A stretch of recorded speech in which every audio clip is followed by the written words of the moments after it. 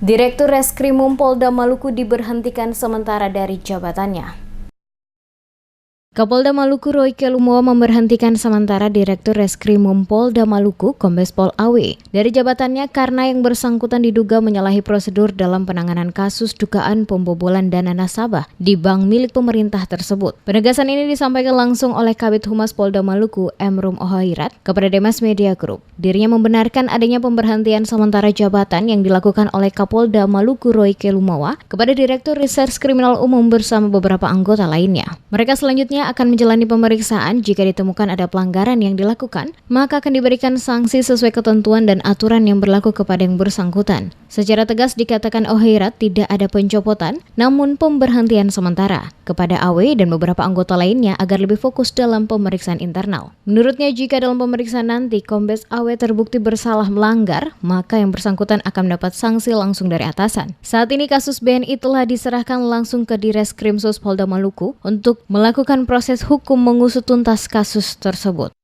Jadi terkait dengan pertanyaan dari rekan-rekan tentang adanya kemarin pencopotan dari Dirkrimum, tapi sekali lagi saya sampaikan bahwa tidak ada pencopotan.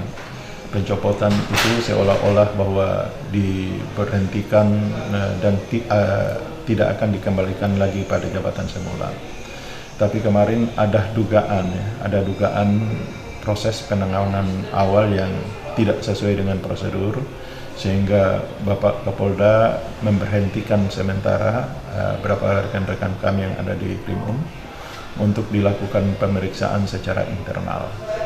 Dan apabila dalam Seperti diketahui awalnya, kasus dugaan pembobolan dana nasabah senilai 124 miliar rupiah ditangani oleh Ditreskrimum Polda Maluku setelah pihak BNI melaporkan kasus tersebut ke Polda Maluku pada 8 Oktober lalu. Saat itu penyidik Ditkrimum langsung melakukan pemeriksaan terhadap 4 orang saksi dari internal BNI dengan dugaan penggelapan. Namun setelah dilakukan penyidikan awal dengan melihat keterangan pelapor serta 3 orang saksi lainnya dan melakukan gelar perkara internal, ternyata disimpulkan perbuatan para terlapor ini masuk dalam kejahatan perbankan. Atas pertimbangan itulah penanganan proses hukum terkait kasus tersebut kemudian dilimpahkan ke pihak Ditreskrimsus.